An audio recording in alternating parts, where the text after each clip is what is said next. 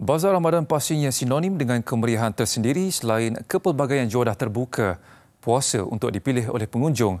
Namun di sebalik kepelbagaian dan variasi inilah, Bazar Ramadan menjadi titik perpaduan masyarakat berbilang kaum di seluruh negara, khususnya di Sarawak. Bagi peniaga Bazar Ramadan Muhammad Rizmin Muhammad, walaupun sudah lebih 10 tahun berniaga, dia sentiasa teruja dan gembira melihat rakyat pelbagai kaum dan agama berkunjung seterusnya membeli juadah pilihan.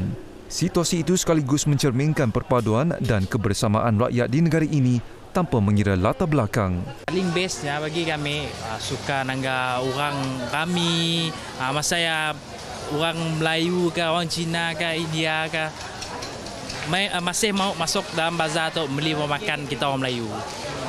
Ya terutama sekali lah. Kami respect kan setidaknya pun okey je lainan.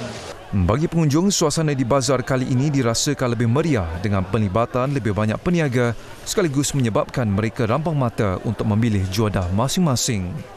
Ya, kembali rancak lagi lah. Atuklah Bazar Ramadan yang mungkin rakyat rindukan sebelum tu. Atuklah masanya lah.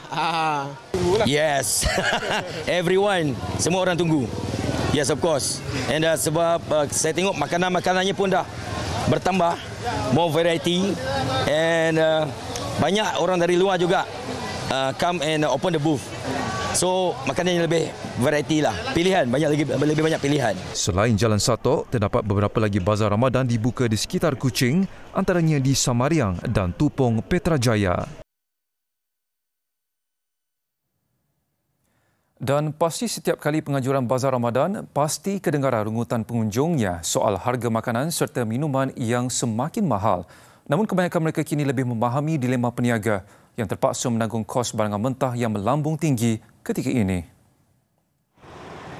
Tinjauan di Bazar Ramadan Taman Suria Johor Bahru mendapati lokasi itu menjadi tumpuan apabila dikunjungi 10,000 pengunjung pada hari pertama pembukaannya semalam.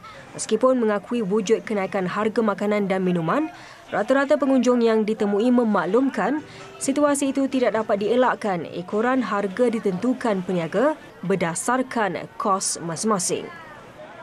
So tahun ni nampaknya sangat meriah betul lah. Tapi disebabkan harga saya nampak mahal jugalah.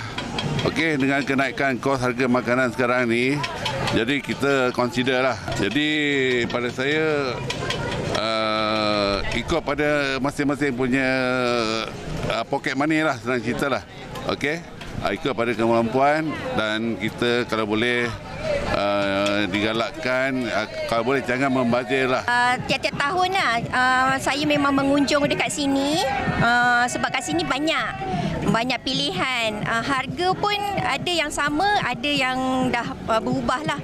Tapi biasa kat sini memang kita prefer kat sini. Bagi peniaga pula, mereka tidak mempunyai pilihan bagi mengelakkan menanggung kerugian.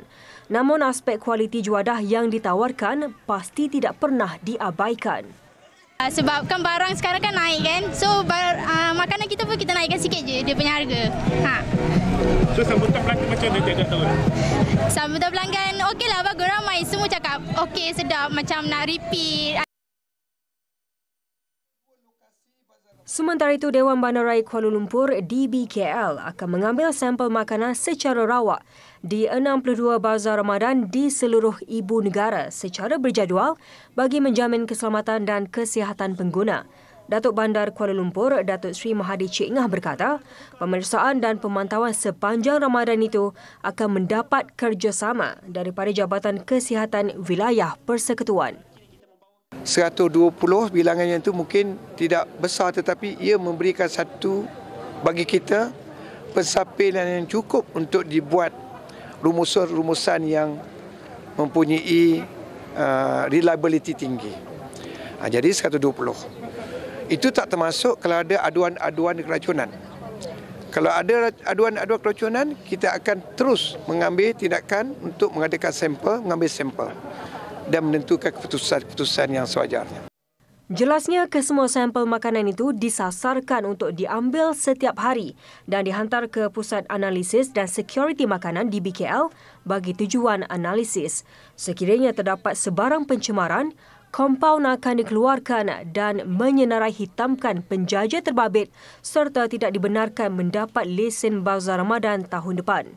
Dalam pada itu, beliau menjelaskan terdapat 48 lokasi yang dimohon sebagai Bazar Ramadan tidak diluluskan. Permohonan itu ditolak berdasarkan beberapa kriteria, terutamanya aspek keselamatan, selain sama ada lokasi itu boleh menimbulkan kacau ganggu kepada persekitaran atau tidak.